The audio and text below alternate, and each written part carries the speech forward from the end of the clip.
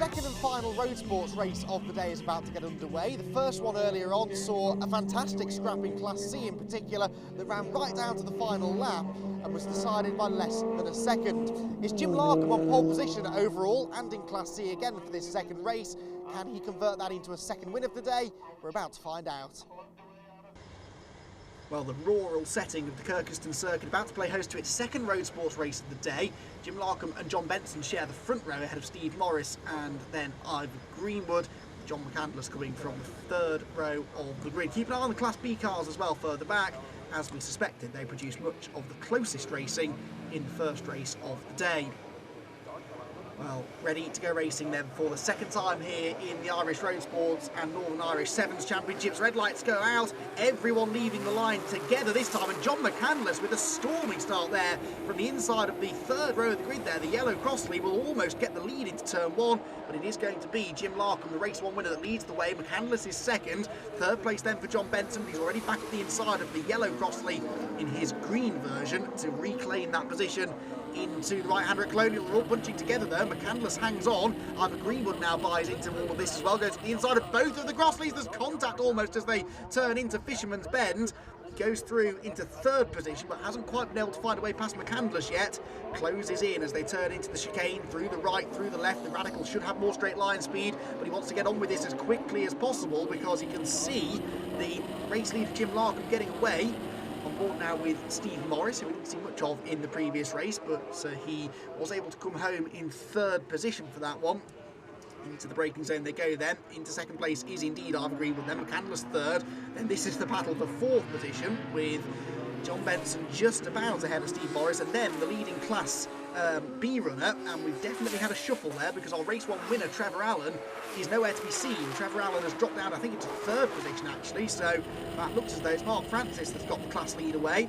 On board with Steve Morris now going for fourth place overall, but actually as he goes to the outside they both get mugged by the leading Class B runner. And there is our race one winner in Class B, number 46. He is indeed down into third position then. Richard Francis, though, unfortunately out of the race. He pulls into Parc Ferme. His day is done, his race is done before it really gets underway. So the two Radicals then into the hairpin for lap number 2 at the head of the field. Back on board with Steve Morris now, down the back straight he goes. No one immediately in front of us, is there anyone behind trying to find a way through though? Let's see, turning into the hairpin. No, he's able to turn into the apex there, I think.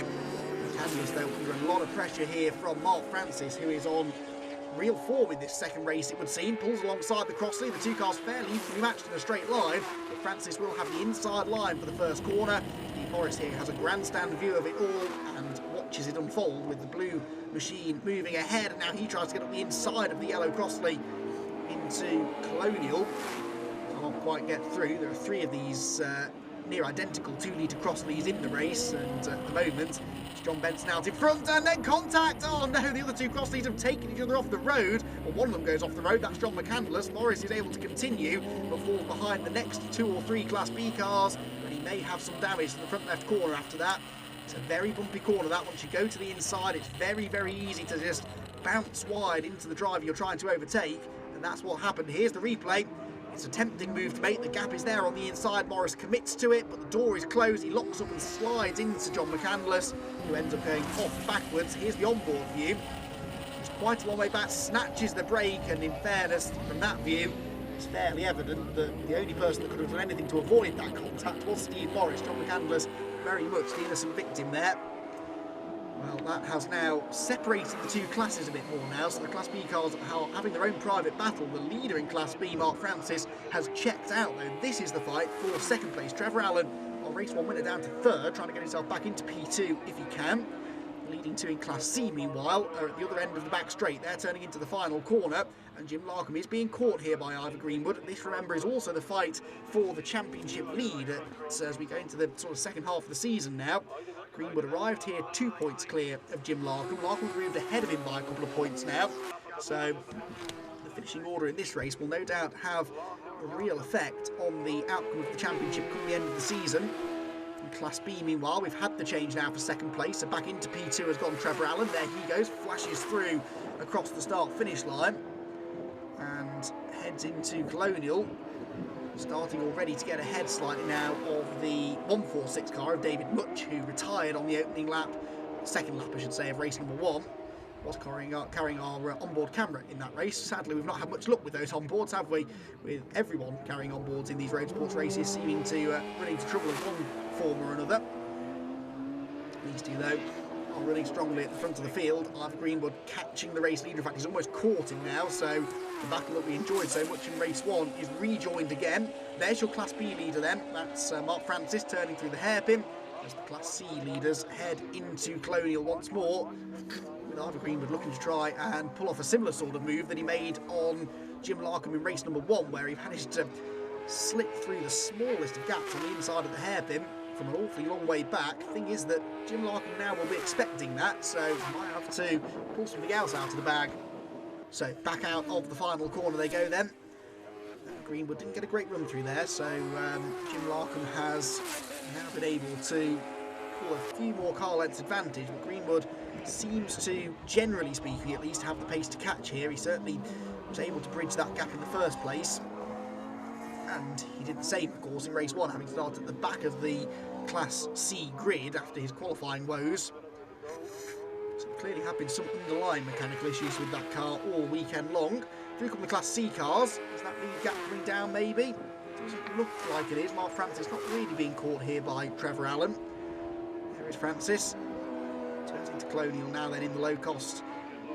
Out in front, the 1 litre engine in the Honda engine in the low cost, and off further back there's a spin. That's number 94 that's gone off, Brendan Cunning. And that looks as though it was self-inflicted. Just lost the rear of the car going into Colonial. Off the road he goes. He's now got to try and get it fired back up again. Cunning off the road. Hopefully he'll be able to rejoin, and indeed he has. So yellow flags briefly were out. They're now back in by the time the leaders get to that part of the circuit, but actually it doesn't look as though Greenwood is going to be close enough to capitalise anyway. There's a back marker up the road though that they're going to have to put a lap down. That I think might be Alan Miller, so there's a chance here that could open the door for Ivor Greenwood, but he doesn't really seem like he's able to get any closer than this. He's just within 1 second of the race lead, but can't really get within striking distance. Out of the chicane, back down the back straight again. Now, just as I say that, he is closer than ever now in the slipstream, and this is heading into the part of the circuit where he overtook Jim Larkham in race number 1. Is he close enough to fire it back up the inside again? No, Larkham late enough on the brakes to see off that particular challenge. They turn into the right-hander with the white and red radicals still ahead of the blue and silver one, but that is an ever-diminishing gap now between the two of them. Flash back across the start-finish line. Debtor's dip once again then. Ivor Greenwood lurking, looming large in the mirrors now of race leader Jim Larkham.